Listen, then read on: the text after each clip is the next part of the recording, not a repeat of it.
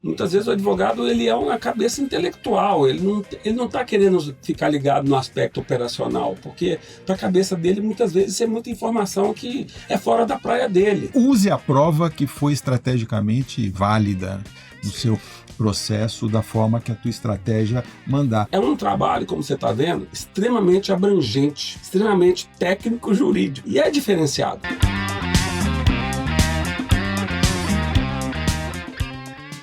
A gente está trazendo para cá o assunto prova digital. Falou, tem que provar, a gente já sabe, todo advogado já sabe, mas quando chega na hora da prova digital, a conversa embola um pouco e é sobre isso que a gente está falando aqui. A gente já falou de código hash, a gente já falou sobre ata notarial, que é uma forma mais tradicional de prova.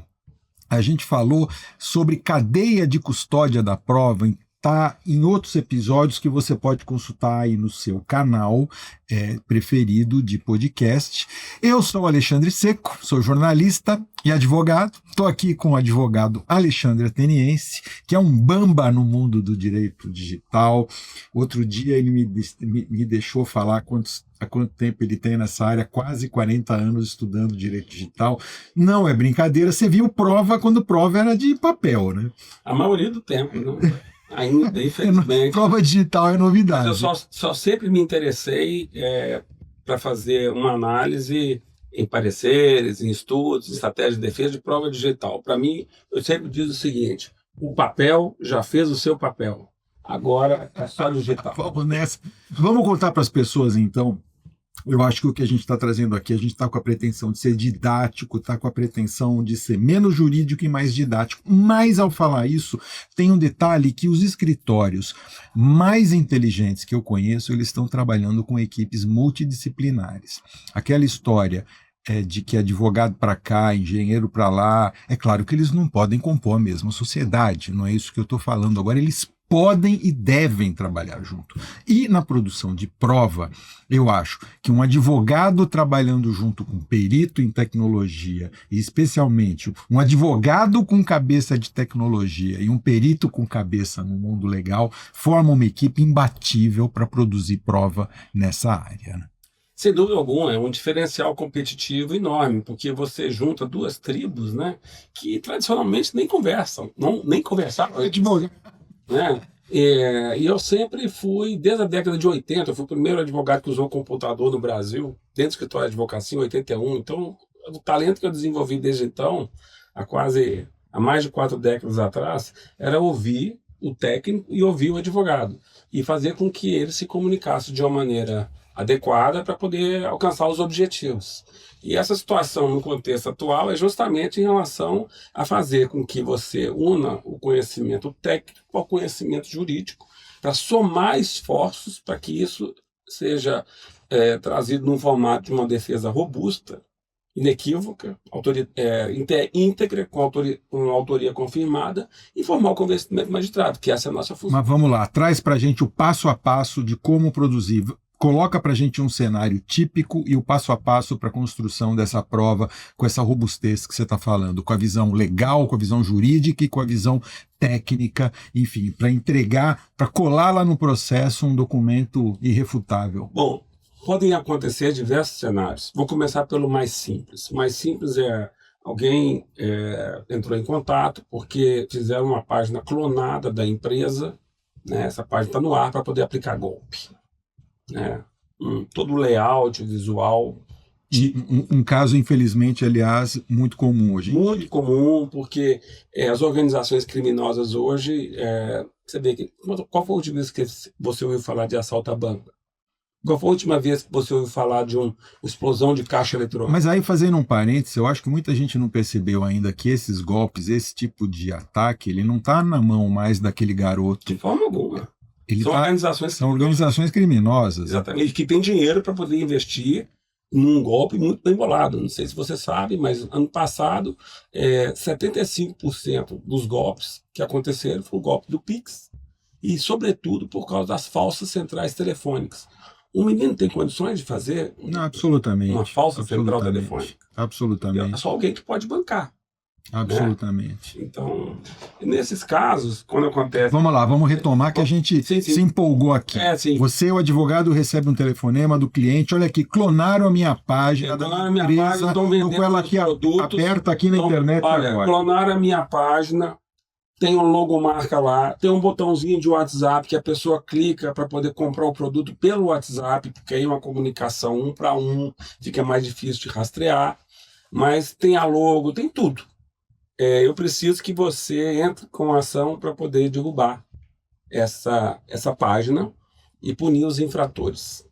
Então, o primeiro passo que a gente teria que dar seria de fazer com que a comprovação de que aquela página, de fato, estava no ar naquele dia, naquela hora, com aquele conteúdo.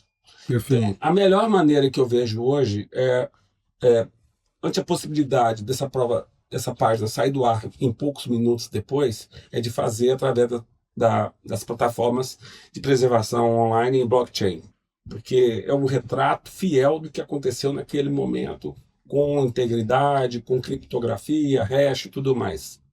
E deixar essa prova guardada para poder utilizar na hora que for necessária. Então, como a gente havia abordado no episódio anterior, essas plataformas, elas já preparam um laudo junto com todo o processo de documentação, de explicação a respeito disso, mas só para poder dizer que aquela prova ela é íntegra. E porque uso a tal metodologia técnica que comprova isso. Mas a situação não se resume a isso.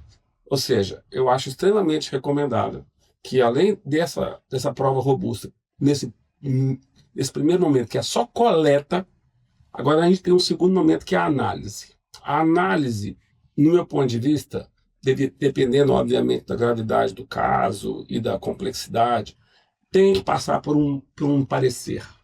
Deixa eu voltar um passo. Nós vamos falar sobre a análise em seguida, mas o advogado ele tem que propriamente gravar o quê? Ele vai lá e tira um retrato daquele momento? As plataformas fazem com que você tenha que navegar pelos conteúdos que você quer demonstrar que estavam no ar aquele dia. Quer dizer, ele tem que navegar pela página toda como se ele estivesse fazendo uma navegação online, isso, procurando alguma coisa. A plataforma grava todo esse processo. Até um momento em que aquela gravação mostre tudo aquilo que o advogado acha relevante mostrar, demonstrar para o juiz. Ele faz uma verdadeira navegação pela página. Sim, porque, como a gente sabe, uma prova digital, para ser boa, ela tem que ser confiável. Então, para ser confiável, ela tem que estar preservada de uma maneira que se possa revelar a integridade e a autoria. E você falou, ele tem lá o íconezinho para o WhatsApp, ele pode entrar lá no WhatsApp para mostrar que aquele ícone estava funcionando e conversar com aquela pessoa. Isso tudo vai ficar gravado. Sim. Ele pode ir até a página onde ele é solicitado a dar um número de cartão de crédito, por exemplo, para mostrar que havia um meio de pagamento aberto ali. Por exemplo, de repente você pode entrar dentro do seu perfil do WhatsApp, né, e ver aqueles detalhes da mensagem, que aí você vai ver o perfil da pessoa, o número da linha, uma série de informações. O advogado tem que trabalhar aí como um explorador de caverna, e tem que procurar, testar, olhar. Por isso é que aquele provimento que nós conversamos na investigação defensiva no episódio anterior, que a OAB permitiu, é totalmente aplicável nesse momento, porque muitas vezes o advogado ele é uma cabeça intelectual, ele não está querendo ficar ligado no aspecto operacional, porque para a cabeça dele muitas vezes é muita informação que é fora da praia dele. Então ele deve contar com uma equipe de suporte, se possível com conhecimento jurídico e tecnológico, para fazer essa parte operacional para ele. Entendeu? O provimento estava até aqui lembrando 188 de 2018 do Conselho Federal da Ordem dos Advogados do Brasil. Ele regulamenta a investigação defensiva, que é a formação de um grupo de advogados com não advogados para a finalidade de criar uma prova robusta. Daí ele navegou pela página, foi lá no cartão de crédito, testou o WhatsApp, mostrou que aquilo estava tudo funcionando, ou seja, gerou a prova. A prova. Passamos agora para a segunda etapa. Levou, enfim, fez isso num serviço apropriado para esse fim. Sim, claro. Online, tudo online. Tem vários deles no mercado. E você acessa qualquer site do mundo, você pode fazer isso em qualquer parte do mundo. E pronto. Agora tem o segundo momento. O segundo momento é a análise. Então, depois que você fez a coleta, eu recomendaria sempre que isso fosse explorado por um consultor de provas digitais. Por que a relevância disso? Porque é nesse momento que você une dois mundos diferentes, o jurídico e o tecnológico. Numa peça como essa, normalmente o que se vai explorar são em duas etapas. Primeiro, você vai pegar todas aquelas informações que foram preservadas e vai detalhar numa linguagem para o juiz entender a significância de cada atividade relevante que foi preservada. E aí entra aquele papo que nós já tivemos, ele vai ter que checar, mostrar, converter todos os metadados em fatos. Ou seja, ele vai contar uma história a partir dos metadados que, por sua vez, estão preservados nessa prova. Ok? Então, o ideal seria fazer essa segmentação como se fosse fazer um storytelling, contar sua história. Atividade 1, aconteceu isso. Essa atividade 1 tem os metadados A, B, C. O que eles significam? Significam que o fato aconteceu, foi em vídeo, uma mensagem, tal dia, tal hora, o IP, a localização geográfica estava em tal lugar. Vai traduzindo sempre os registros eletrônicos em fato e colocando isso numa ordem cronológica. Aí entra a segunda etapa. A segunda etapa qual seria? Ou seja, você vai revelando o DNA dessa prova. O DNA dessa prova, o rastreio dessa prova, né? O ciclo de vida dessa prova, né? Nasceu aqui, tal dia, tal hora, percorreu esse caminho. São várias etapas que a pessoa que produziu o conteúdo ilícito deixou rastros. Porque a preservação da prova não dá essas informações, certo? Não. Ela só fala captura. Isso que você está vendo é isso que você está vendo. É isso que você está vendo e pronto. Agora, se você morrer nisso, só fazendo essa juntada, nesse momento, você vai perder muito em termos de explorar isso no contexto da defesa. E aí que entra essa necessidade. Ou da acusação. Ou da acusação, claro. E aí a parte final, eu sempre gosto de fazer um bate-bola, né? uma troca de ideias com os advogados, porque o objetivo daquela prova, daquele trabalho, é fazer com que o advogado tenha um copiloto, que é o consultor, para que ele possa dizer o seguinte: o que você quer comprovar? Eu quero comprovar a prática do estelionato digital. Então tá bom. Então vou pegar, já fiz a análise da narrativa dos fatos, agora eu vou contextualizar através de perguntas como é que o que foi revelado está devidamente comprovado na violação legal do artigo 171 do Código Penal, ou duplo ato, dupla repercussão. Por causa disso, também é viável entrar com uma ação de ressarcimento de danos na esfera civil. Então 3 momentos. 4. Captura, que ela é feita na sequência à preservação, na mesma ferramenta. Então a gente pode dizer, primeiro passo, capturar e preservar. Você faz isso nessas ferramentas que estão disponíveis na internet. Segundo passo, contextualizar essa prova com metadados. Ou seja, você vai extrair o DNA dessa prova. Terceiro passo, enquadramento legal da prova e, eventualmente, uma consultoria, um aconselhamento para uso estratégico dessa prova para a finalidade que se quer demonstrar. Exato. 3 passos, é isso? Tem mais um. Vamos lá. O quinto seria... Quarto. O quarto? O quarto. É que nós juntamos o primeiro, os 2 primeiros a gente juntou em um. Só, né? O quarto, então, seria o seguinte: o acompanhamento, juntamente com o advogado, durante toda a fase de instrução do processo. Porque lembra, nós havíamos conversado sobre isso no episódio anterior. Nós estamos preparando uma prova antecipadamente no início do processo. Então, vamos supor que, como a gente falou, na fase de instrução vai ser nomeado um outro perito que vai validar. Então, obviamente, vai ser nomeado uma nova perícia, um novo perito, e esse consultor pode atuar como um assistente técnico da parte, onde ele vai acompanhar toda a fase, vai fazer novos quesitos, tipo, o que foi comprovado em termos desses fatos A, B e C, podem ser confirmados por você, perito, que de fato são fatos íntegros de autoria confirmada. Fica praticamente um jogo de confirmação daquilo que já foi previamente comprovado. E daí, esse acompanhamento se encerra até no momento que se encerra a fase de instrução do processo. Então, é um trabalho, como você está vendo, extremamente abrangente, extremamente técnico-jurídico. E é diferenciado. Isso tem dado resultados fantásticos, porque você vai muito além do padrão. Por quê? Um perito normal só fecha no assunto técnico. O advogado, por sua vez, tem dificuldades técnicas para poder pegar aquele conteúdo técnico e contextualizar no jurídico, se ele não for um advogado que lida com isso todo dia no direito digital. Então, para preencher essa lacuna, nada melhor do que dispor desse tipo de serviço para poder chegar ao objetivo de que encerrar a fase de instrução com uma prova super robusta e irretocável. Pensar que prova antes era mostrar uma fotografia falando assim, tá vendo como eu tava lá? Mudou esse jogo completamente. O jogo da prova hoje eu vou dizer que é um jogo bruto, realmente. É um jogo, eu digo que extremamente estratégico, sabe? Porque detalhes podem ter vários desdobramentos. De repente a pessoa não quer mostrar a prova, de repente a pessoa não quer mostrar a fonte de onde obteve aquela prova, simplesmente juntou um print lá, um PDF qualquer no processo. Aí você fala, não, peraí, eu não estou concordando com esse PDF seu não. Tem uma montagem aqui, tem fotos montadas aqui. Você só juntou o PDF. Cadê as fotos?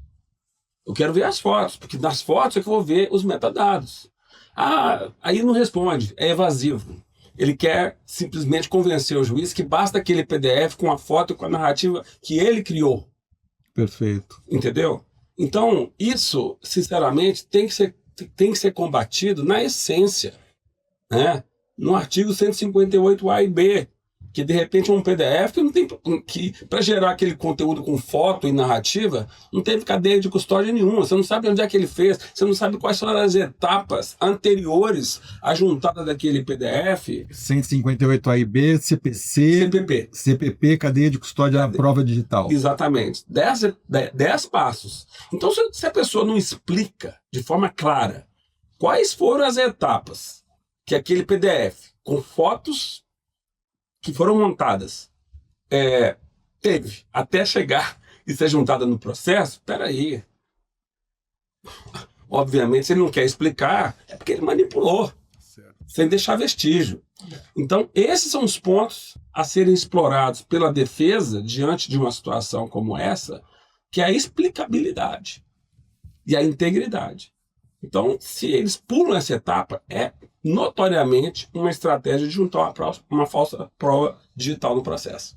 Tá aí, meu amigo, se você tem um processo com uma prova digital anexada, você tem uma frente para discutir essa prova se ela não estiver bem construída, e se você está do outro lado, você tem eventualmente uma prova digital para ser construída e apresentada. Eu acho que tornar mais robusta a estratégia de defesa. Eu acho que nesse mundo digital a prova realmente a gente está falando de um outro bicho, de uma outra coisa. Não é aquele. Eu acho que a gente realmente tem que quebrar o paradigma da prova como aquele documento assinado, aquela fotografia, aquela. Eu costumo dizer assim que a prova papel, né? Ela não deixa. Se você comparar a prova papel com a prova digital deixa muito mais vestígio, positivo ou negativo, de comprovação ou de não comprovação, do que a prova papel. Aquela papel você vai ter 3 ou 4 referências. Uma prova digital, por exemplo, da mensagem WhatsApp, você tem 10 referências. Então você tem 10 pontos para poder ser explorados, para poder dizer, é íntegro. Não é íntegro. Porque não tem esses 10 pontos. Ali naquele documento que foi mudado. Muito bem. Hoje a gente contou como que você monta uma prova digital robusta, e ninguém falou aqui em usa a prova assim, assado, de papel, não papel. Use a prova que foi estrategicamente válida no seu processo, da forma que a tua estratégia mandar. Agora, aprender e dominar a lógica das provas digitais eu acho fundamental na advocacia de hoje, absolutamente fundamental, não dá mais para passar batido por esse assunto. A gente volta no próximo episódio falando sobre mais prova digital. Valeu, Alexandre. Tamo junto. Forte abraço. Vamos lá.